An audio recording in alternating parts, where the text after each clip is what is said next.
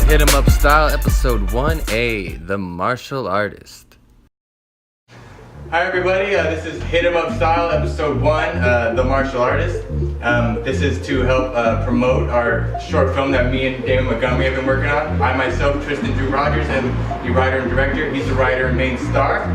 But before we get into all that, what we're going to do is we're going to have some discussion questions that he and I have been working on for the past few days about the martial artist. Let's go ahead and get into the Kung Fu Mount Rushmore.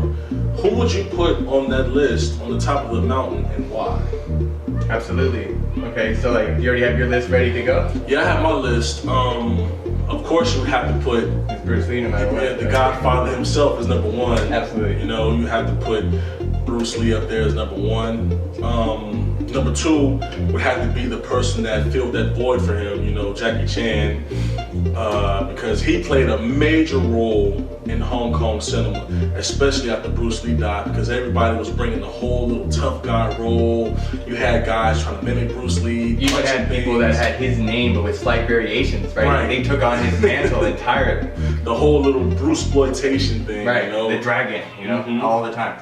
All the different clones, and everybody was Bruce Lee, Bruce Lei, Bruce Tai, Bruce Chin, Bruce Leongs, like so many guys. And Jackie Chan completely killed that whole industry by bringing his own style, his own flavor of comedy mixed with martial arts. So he definitely had to be number two. Number three would definitely be Jet Li, of course, because he also filled that void in with martial arts and brought his own different style into it. Being an actual wushu competitor and representing Beijing and China all over the world, including actually, was it Ronald Reagan he met? Wushu brought this man to the United States in order to meet the president. He set a precedent, like a presence in martial arts history and Kung Fu cinema by just being the Ho Yun Jiao, actual Wong Fei Hung, using traditional martial arts. Because you know you had Bruce Lee bringing Jeet Kune Do into it, you had Jackie Chan bringing the actual martial arts with comedy, but you had Jet Li being a serious, true martial artist. So he would definitely have to be number three. And that's something that like none of those people had done before, because they were more about their celebrity, you know, like personification and whatnot. While they did have their own martial arts skills and stuff, this man actually was a martial artist. And like that's a huge, like, and completely different thing. And he absolutely set his own standard. Like when everybody heard he was going to retire from the martial arts epic, we all misunderstood that as him retiring from like martial arts films, and we were just defeated and hurt by that until he shows up like in the Expendables and shit. We're like, oh right, there he is, cool, he's still doing movies, all right. Well yeah, go ahead, four? And four, it would definitely have to be a tough one. Since we're talking about just Hong Kong martial arts, Mount Rushmore, the person you would have to put up there would definitely have to be Donnie Yen. For what he has done from the past 8 to 9 years with the whole Ip Man trilogy and saga was just fucking tremendous. Excuse my language. Are we allowed to curse? No, I've been cussing this whole damn time. There's no way you're not gonna get me to cuss. Right. Back to the discussion. With Donnie Yen being an actual true to life martial artist too, actual setness, doing his own thing, bringing the whole Ip Man history to light, because everybody that studies martial arts understands that Ip Man was actually Bruce Lee's first martial arts teacher, teaching Bruce Lee Wing Chun. You know, people really didn't understand that or didn't know that fact until Donnie Yen brought Ip Man's legacy to life. So shout out to him and Wilson Yip, the director, for bringing the whole Ip Man trilogy and saga to life. It was the same team, all three films? Jesus. All three films. Wow. Oh, man, nice. dope. No, because like honestly, like I always heard about these movies, and I'm one of those guys that if you tell me a movie's really amazing, I'm probably gonna push off on seeing it because I'm just, you know, I'll rather go see a movie that might be good. But then I finally watched these movies, and the nerd that I am, and I've said it to you before multiple times, I think this is the Lord of the Rings of Kung Fu movies. Yeah. Like I was watching it like, oh my god, like I put my fucking phone down. Right. Like, I'm always like this. I'm in the theater like about any movie, and the only two movies this past year that have done that to me were the whole Donnie Yen trilogy with that Ip Man style, and the movie Logan, which is a whole different thing. Logan that was crazy. Like that was an amazing film. But to get to martial arts, like Donnie Yen, like I can't wait to see what else he does, and I want to absolutely see the fourth one if it gets made. Right. If you know all that the legal things get sorted out. And so number 5. Number 5, it's kind of. This is the wild card. Right, this is the wild card. It's not like we have many martial arts heroes. Now we have a few contenders that were in the ring for like 2 to 3 years and stuff. But when you're talking about the GOATs, the top 5, you're going to mean like they're gonna have a lineage and a history and a precedence where they made their own lane. So as of right now, we're kind of in a limbo with that. Right. You know, we don't really have anybody that's their own particular character. Yes, Donnie Yen's playing Yip Man, but he hasn't played like a Donnie Yen type yet. Right. That's gotten boom like big. You know, otherwise it's just been like a lot of no-name martial arts, which have been amazing films, like all over the place. But even with the most recent, like I've heard of gun fu when it comes to the John Wick films. Yeah, gun fu. We're getting a whole bunch of different types of films right now. So, like, who is number 5? Number 5. This is a martial artist out there that doesn't really get a lot of respect as he should, but we're going to go with the master killer himself, Gordon Liu. The 36 Chambers of Shaolin was an amazing kung fu movie in a great classic time period. It also inspired the rap group Wu-Tang.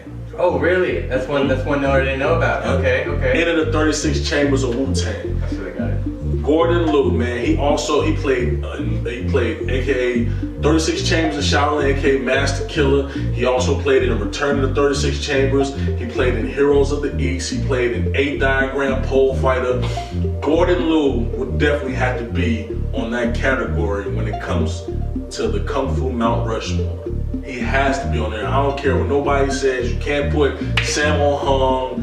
You could put him up there, but Sammo Hung did not have that much of an impact when it came to what Gordon Liu and the Shaw Brothers studio did and done over the past 30 to 40 years. You know what I'm saying? They definitely influenced Gordon Liu for sure. He definitely influenced hip hop and kung fu in a whole. He made it cool to be the renegade monk. He made it cool to be the bald head Shaolin killer monk before Jet Li even thought about doing that. He made it cool to be the killer Shaolin monk, especially with the way he used the 3-sectional pole staff and made it his own because he kept failing and going through the weapon test. He couldn't use the sword. He couldn't really use the spear. But what he did was he went outside, found some bamboo, and crafted his own weapon, a 3-sectional staff. And that's been that man's signature weapon ever since the 36 Chambers, man. So if anybody belongs up there in the top 5 Kung Fu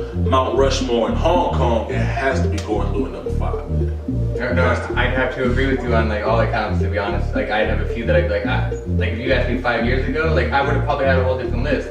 But now that I've had the time to look back and see the impacts that these other artists have had, they haven't really had as much as those people historically. Yeah. And I like that you're doing that. You're not just doing like of the current. You're doing like the entirety of the whole of the genre, like who to go for. Because you need to look at it like no matter what art form or no matter what job or occupation that you go for, you need to look back at history and within their context and then bring it to your own in order to better adjust it so that you can actually turn it into something unique instead of just being derivative, which most people don't do. You need to look at your heroes, and if you have your heroes and they're like the Tony Jaa's, then you need to look at his heroes and see who his heroes were and who his heroes' were, because you need to constantly know where the originators came from and why they did what they did. Right. And we don't get enough of that anymore. Right. So let me see, I'm going to ask you a question. What is your, childhood or not, what is your earliest memory of like anything related to martial arts? Be that just a film you watched, an individual encounter? So I'll start off quickly to say that I feel like the first thing I ever saw that had to do with martial arts had to be Street Fighter 2 in the arcade when I was a kid. Maybe Mortal Kombat, but Street Fighter 2 was, it was more believable. And then as a kid, just randomly my mother rented these 2 tapes, and it was Drunken Master and Rumble in the Bronx. Oh, man. And ever since I saw Jackie Chan taking all those bottles to the face, like when he's just like trying to defend everybody, no matter what, he's getting his ass beat. And then those credit scenes, he breaks his foot, puts on a fake shoe, rubber shoe, and right? he still continues to do the job. I'm like, this is the man right here. Like that was me as a kid before I saw Enter the Dragon, and then my whole world changed. But yeah. I would have to say age 5. So my father had brought home this black and red cassette tape that had 20th Century Fox on it, and it said Chinese Connection. He popped the tape in, and it went through the whole lineage except for Enter the Dragon when it came to Bruce Lee. It started off with the Big Boss movie. It started off with Chinese Connection, aka Fist of Fury. It started off with Way of the Dragon, showing you all these clips of what this man had done before. So I'm sitting there at the age of 5, sitting Indian style, just mesmerized. The movie comes on. Go through the whole little scene when he sees that his teacher, Hoya Ja, which is a actual legendary martial artist, which we'll later get on to that. Jet Li played him in Fearless, Hoya Ja. They start out with Bruce Lee's character Chen Zhen seeing Hoya Ja dead in the cemetery. And you go throughout this whole beginning, like 10 to 15 minutes of the movie, seeing that this man has a lot of rage inside of him, a lot of on-screen presence and charisma. And when he finally walks into that dojo with a sign that said, that the Japanese had gave them that said, "Sick Man of Asia," and he just completely obliterates the first man and touches him. I mean, so much speed, so much power. Then eventually you see the whole school surround him, and he takes him out. And this is the first time in 1971 that anybody ever seen a pair of these on camera. Nunchucks. When I seen Bruce Lee run through that school and completely just stand tall and proud and just be a hero, not only to his school, but to not take no shit from anybody that was giving the Chinese people shit.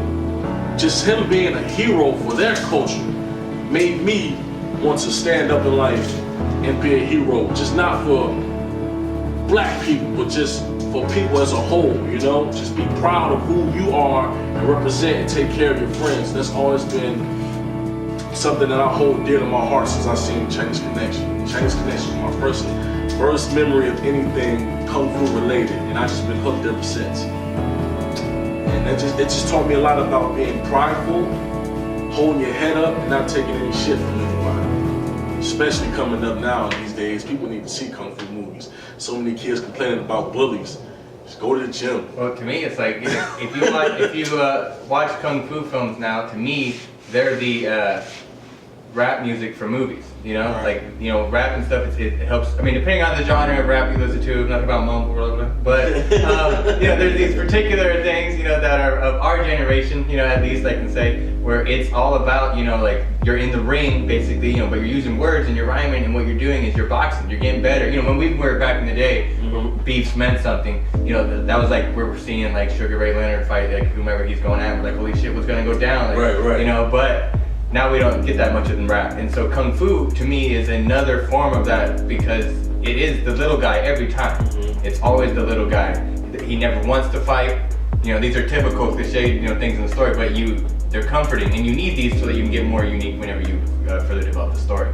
But you were talking about nunchucks, and a little story that I have that I remembered. When Ninja Turtles came out, remember the Teenage Mutant Ninja Turtles? That's a Kung Fu. Yes. That as a kid, that is the only time I'll ever like anthropomorphic animals, like animals made to be human beings. I'm like, this is bullshit, I'm sick of it, I'm bored of it, but I'm like, Ninja Turtles! Right. I don't even care if they're bad. These last movies, oh my god. But I still watch them and was like, oh my god, Rocksteady.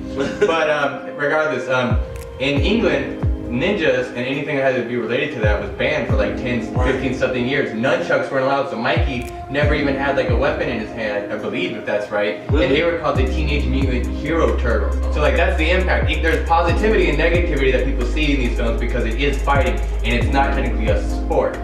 You know what I mean? It's a dance, and it's so weird how people look at it so brutally. Yeah. Especially after Bruce Lee had, he displayed nunchucks on screen for the first time. Oh.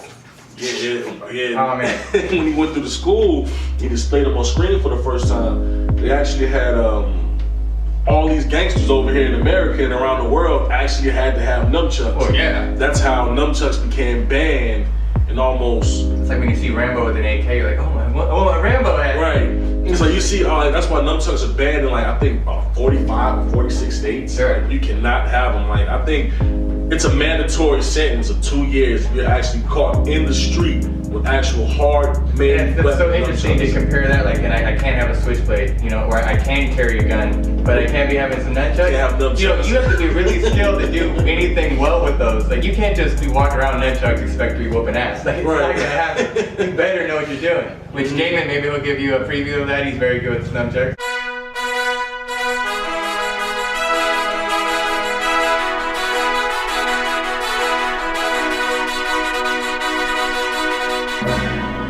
There were two different studios at the time that actually had control over Hong Kong cinema.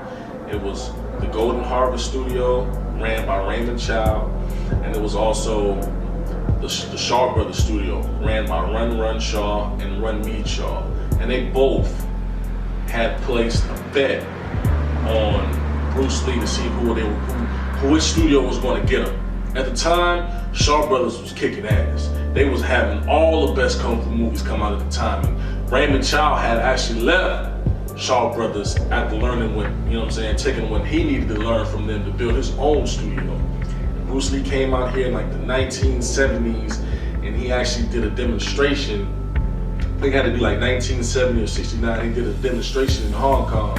And it was on TV, and he actually broke boards that were dangling from the ceiling. He did his 1-inch punch and broke like 4 or 5 boards, just doing all these different demonstrations. So one of the top bidders when it came to production companies, whether either Golden Harvest or Shaw Brothers Studios, would actually try to give him a shot.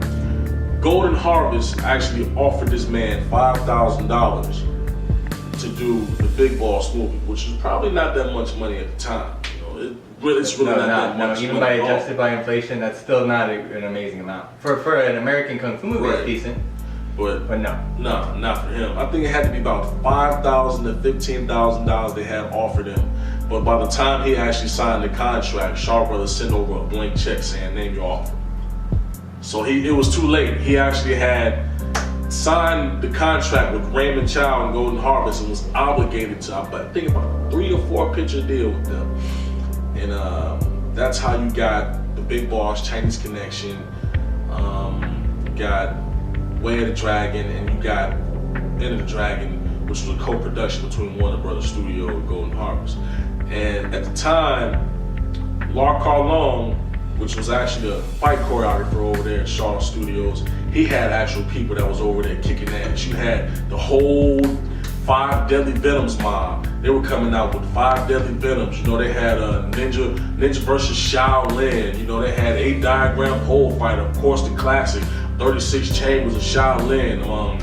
My Young Auntie. They had all these great kung fu movies. The Hero 2, Alexander Fusheng. He was actually supposed to be the next guy that was supposed to be the superstar in Hong Kong after Bruce Lee died, but he died tragically in a car accident on I think it was I forgot what bridge it was. He smashed into a wall on a bridge and died shortly. That's why he wasn't able to complete 8 Diagram Pole Fighter. It was supposed to be actually his movie, but Gordon Liu came in and finished it off. It was like Shaw Brothers and Raymond Chow were actually competing with each other to see who was going to be who. But after Shaw Brothers had lost Alexander Fusheng, Jackie Chan eventually rose to stardom with Golden Harvest, and Golden Harvest basically just took it all over. So it was like those two studios, man, were always competing. I mean, don't get me wrong, I wouldn't say Golden Harvest took it all over, but they had a mega superstar named Jackie Chan, and he was actually crossing lines from America back to Hong Kong, making movies with American companies still signed to Golden Harvest. So, you know, who actually won in the end? Who got the better connection? I would say Golden Harvest. But who got the better movies? I would have to say after Bruce Lee died, Shaw Brothers. Yeah. So those are two studios that was always competing for stardom over there. Shaw Brothers and Golden Harvest. And how are those companies from that era like doing now? I'm not sure what Golden Harvest is doing. I think they're completely done. I think they probably went bankrupt or something. And I think after the last Shaw brother had died, I think they stopped making movies. It's like probably liquidated the company or something, who knows. Thank you for watching Hit 'em Up Style Episode 1A, The Martial Artist, with Damon Montgomery and Tristan Links. if you'd like to see the other half of this episode, just follow the link to the doobly-doo. You'll find it somewhere around here. And it'll be called episode 1B.